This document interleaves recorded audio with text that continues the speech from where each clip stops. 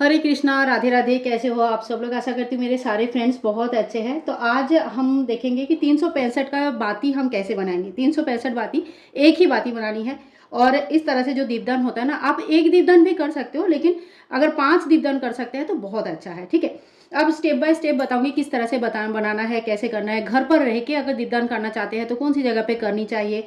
और 365 जो बाती होती है ना, इस तरह का होता है, काफ़ी मोटी बाती होती है और इसके लौ भी बहुत ज़्यादा होता है। तो ऐसी जगह पे हमें जलाना चाहिए या इस तरह से हमें प्रज्वलित करनी चाहिए ताकि ये इसमें से कोई भी मतलब थोड़ा सेफ्टी को ध्यान रखना है। ठीक है, अब देखिए आपके पास जो कलावा है, इससे बाती बनाना सबसे आसान होता है। आपका कच्चा सूत जो सफ़ेद कलर का आता है ना, वो भी ले सकते हैं। ये भी कच्चा सूत ही है। इसमें कलर किया हुआ रहता है और उसमें कलर नहीं रहता, बस इतना ही फर्क होता है। ठीक है, अब देखिए 365 बाती बनाने के लिए हमें क्या चाहिए होगा। या तो आप इस तरह का मिट्टी की बड़े जो दिया होता है ये ले लीजिए। छोटे दिया में नहीं जल पाएगा तो बड़ा दिया ही हमें लेनी होगी। तो ये इस तरह का मिट्टी का दिया ले सकते हैं। और नहीं तो सबसे अच्छा जो होता है ना, जो गोला आता है ना नारियल का, देखिए ये नारियल का गोला है। इससे आप आधा इस तरह से काट लीजिएगा। आपके यहाँ पे अगर लड़कियां नहीं काटती है तो लड़कों से काट लेना, मतलब लड़कों को बोलना, घर के कोई पुरुष वो काट देंगे। क्योंकि बहुत जगह पे नियम रहता है कि नारियल को जो है लड़कियां नहीं काटते हैं। ठीक है, तो इस तरह से आधा काट लेना, तो इस तरह से दिया का शेप हो जाएगा, बिल्कुल दिया जैसे ही हो जाएगा। अब इसके ऊपर हमें इस तरह से 365 का जो हम बाती बनाया ना, ये लगाकर हमें जलाना है। और नीचे आप कोई भी मिट्टी का दिया वगैरह लगा सकते हैं ताकि इसकी बैलेंस रहे, तो बैलेंस खराब नहीं होगी। तो ये हो गया हमारा 365 बाती का कॉन्सेप्ट। कैसे, अब कहाँ कहाँ जलाना है ये मैं आपको जब भी दीपदान करूंगी तभी बता देती हूँ। अब हमें लेना है इस तरह का कलावा। ठीक है, कलावा में देखिए अलग अलग तार होता है। जब इसको कलावा को आप थोड़ा सा ऐसे ऐसे करके अलग कर दोगे ना, तो इसमें अलग अलग तार होता है। अब मेरे कलावा में यहाँ पे 8 तार है। ठीक है, तार मतलब ऐसे जब हम अलग अलग करेंगे तो 8 तार दिखेंगे। अब इसको अगर मैं 40 यहाँ पे मैंने इस तरह से पकड़ लिया है और इस तरह से 8 बार घुमाएंगे, मतलब इधर एक पूरा एक बार होगा तो 8 बार होगा। ये 2 3 4 5 6 7 8 9 10 11 12 13 14 15 16 17 18 19 20 21 22 23 24 25 26 27 28 29 46 टाइम्स ये हो गया। ठीक है, 46 टाइम्स जब हो गया तो यहाँ पे हम लोग कट मार देंगे। ठीक है, ये टोटल 46 हो गया। अब ये जो कलावा जो इस तरह का जो गोल बना है, तो यहाँ पे हमें एक कट मारनी है सारे कलावा को अच्छे से पकड़ के। अब ये दोनों को मुख को एक साथ करके हमें इस साइड में भी एक कट मारनी है। ठीक है, तो हमारा 2 बाती एक साथ बन जाएगा, मतलब 365 वाले जो 2 बाती होगी वो एक साथ बन जाएगी। अब देखिए ये हमें 2 बाती बन गया। इसमें हमारा 368 है। अगर 46 को आप 8 से गुणा करोगे तो ये 368 होता है और हमें 365 चाहिए, यानी कि 3 धागा यहाँ से हम लोग निकालेंगे। तो इस तरह से आपको कैलकुलेशन करना है, आपके पास कितने हैं उस हिसाब से। ये देखिए 3 धागा है। ठीक है, 3 धागा को मैं यहाँ से निकाल दूंगी। 3 धागा निकल गया तो ये बन गया 365 का।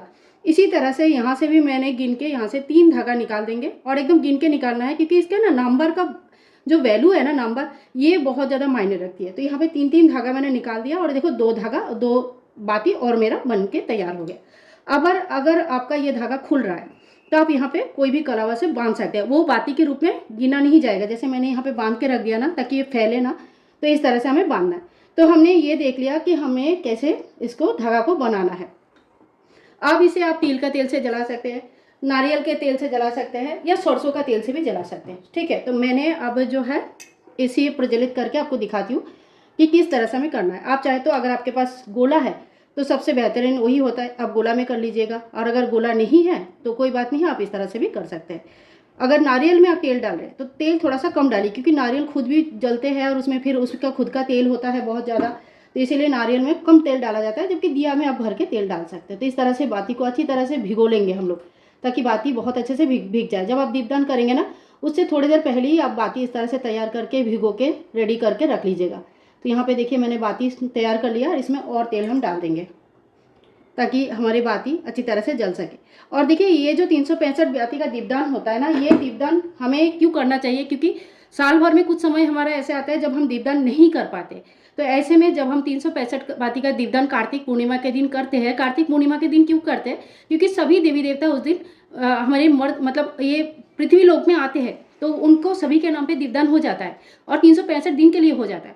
तो इसीलिए 365 बाती का दीपदान किया जाता है। ठीक है, तो ये अब हम चलो इसको प्रज्वलित करते हैं, दीपदान करते हैं, फिर आप लोगों को दिखाती हूँ कि कहाँ कहाँ हमें ये दीपदान कर सकते हैं या करना चाहिए।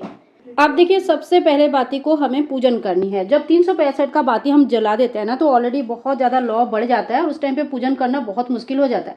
इसीलिए जब हम इनको प्रज्वलित करेंगे उससे पहले ही हम इनको पूजन कर लेंगे। तो यहाँ पे मैंने चंदन का टीका लगा दिया। आप जो भी दीपदान कर रहे हैं उसमें इस तरह से आप बहुत बढ़िया तरीके से पूजन कर लीजिएगा। तो यहाँ पे मैंने सबसे पहले चंदन का इस तरह से टीका लगा दिया और उसके बाद आप जो सिंदूर है या रोली है जो भी है आपके पास उसका टीका आप जरूर लगाइएगा। तो इस तरह से मैंने सिंदूर का भी टीका लगा दूंगी। और ये जो दीपदान होते हैं भगवान विष्णु के नाम पे आप कर सकते हैं, भगवान शिव जी के नाम पे आप कर सकते हैं। कोई भी जो पेड़ पौधे होते हैं जैसे कि आंवला वृक्ष हो गया, केले के वृक्ष हो गया, या जो भी जितने भी देव वृक्ष है सभी देव वृक्ष के नीचे ये कर सकते हैं। घर के अंदर अगर आपको ये दीपदान करना है यानी कि घर में ही अगर आपको दीपदान करना है तो जहाँ पे आपका पानी का स्रोत है ऐसी जगह पे आप कर सकते हैं। और आपको मैं अभी प्रज्वलित करके दिखाती हूँ कि कहाँ कहाँ हमें ये दीपदान करनी है। अब देखिए इसमें मैंने एक थाल ले लिया, इसमें पुष्प का आसन दे देंगे। आप चाहे तो जब भी दीपदान करेंगे, बाहर दीपदान करेंगे तब आपको ऐसे थाल की जरूरत नहीं पड़ेगी, लेकिन जब घर पर दीपदान करेंगे तो ऐसे थाल के ऊपर रख के दीपदान कर सकते हैं। तो थोड़ा सा इसके बाद भगवान श्री विष्णु नारायण का नाम लेते हुए हम दिया को प्रज्वलित करेंगे। और देखिए ये ना बहुत बड़ी दिया होता है, थोड़ी सी पहले टाइम लगेगा, बाद में बहुत ज़्यादा इसमें अग्नि प्रज्वलित हो जाता है। तो ओम श्री हरि विष्णु नारायण नमो नमः, श्री विष्णु नमाय नमो नमः, ओम श्री विष्णु नारायण नमो नमः, इस तरह से हम दीप प्रज्वलित कर लेंगे। अब चलो देखते हैं हमें कहाँ कहाँ ये दीपदान करनी होती है। तो 5 दीपदान में से पहला दीपदान आप चाहे तो लड्डू गोपाल जी के सामने प्रज्वलित कर सकते हैं, क्योंकि लड्डू गोपाल जी हमारे घर पर हमेशा ही जो है ना सुबह शाम का पूजन इनका होता है, भोग होता है। पर एक चीज़ ध्यान में, इसके लौ बहुत तेज़ है, तो थोड़ी सी दूर में आप इसमें चौकी लगाकर थोड़े दूर उनके सामने प्रज्वलित कर सकते हैं। तो आपके जो भी इष्ट देव है, जैसे भगवान नारायण जी के सामने भी आप चाहे तो प्रज्वलित कर सकते हैं, लक्ष्मी जी के सामने प्रज्वलित कर सकते हैं। थोड़ी सी सेफ्टी डिस्टेंस रख के हमें प्रज्वलित करना है। भगवान शिव जी, माता पार्वती के सामने भी ये दीपदान किया जा सकता है। कहने का मतलब है एक दीपदान हमें घर की मंदिर के सामने करनी है। तो देखिए यहाँ पे घर के मंदिर के सामने मैंने आपको दिखा रही हूँ, लेकिन मंदिर के अंदर इस तरह से नहीं करना है। आप देख रहे हैं इतनी जल्दी इसकी लौ काफ़ी बड़ी हो गई है, तो हमें थोड़ा सा सेफ डिस्टेंस में रख के ही ये दीपदान करनी होती है। दूसरी दीपदान हमें तुलसी मैया के सामने करनी है। देखिए तुलसी मैया के सामने साल भर दीपदान करने का बहुत ज़्यादा महत्व है, ये हमें सभी को पता है। और बहुत लोग तुलसी मैया के सामने साल भर का दीपदान का नियम भी लेते हैं। बीच में किसी भी रीज़न की वजह से अगर हम लोग दीपदान नहीं कर पाए हैं तो ये उसके लिए बहुत ही ज़रूरी है। तीसरे दीपदान हमें किसी भी देव वृक्ष के नीचे करना चाहिए। आप चाहे तो पीपल के वृक्ष के नीचे कर सकते हैं, समी के वृक्ष के नीचे कर सकते हैं, बेल वृक्ष के नीचे कर सकते हैं, भगवान शिव जी की मंदिर पे भी कर सकते हैं। तो इस तरह से कोई ना कोई देव वृक्ष या तो आंवले का वृक्ष के नीचे भी दीपदान कर सकते हैं, या ये सभी जगह पे भी अलग अलग दीपदान कर सकते हैं। तो देखिए ये जो सारे देव वृक्ष है ना, इसमें भगवान का ही वसवास है, ऐसे ही मान्यता है। इसीलिए देव वृक्ष के नीचे दीपदान करना बहुत ही ज़्यादा पुण्य फल है। चौथा दीप जो है हमें आकाश दीपदान करनी है। ये दीप हमारे पितरों के उद्देश्य में दीपदान किया जाता है। घर के बाहर दक्षिण की तरफ खुले आसमान के नीचे इस दीपदान को किया जाता है। पितरों के साल भर के लिए पितरों का जो पथ है, जो रास्ता है, वो उजागर रहे, ऐसे उजाला रहे, और वो अपने मोक्ष की तरफ जब बढ़े तो उनको हमेशा ही उजाला मिलते रहे। इसीलिए पितरों दीपदान हमें एक कर लेना चाहिए। और लास्ट यानी कि 5वां दीपदान हमें घर की दहलीज में करनी चाहिए। माता लक्ष्मी की प्रवेश सदा सर्वदा घर पे रहे, घर पे सुख शांति समृद्धि रहे, इसलिए दहलीज में एक दीपदान करनी चाहिए। अगर आप सब जगह पे इस तरह से दीपदान नहीं भी कर पाते हैं तो कम से कम घर के मंदिर और तुलसी मैया के सामने एक एक दीपदान जरूर करें।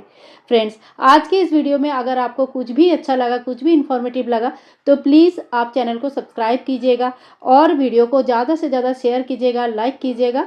आप सभी को कार्तिक महीने की बहुत बहुत शुभकामनाएं, कार्तिक पूर्णिमा की बहुत बहुत शुभकामनाएं। हरे कृष्णा, राधे राधे।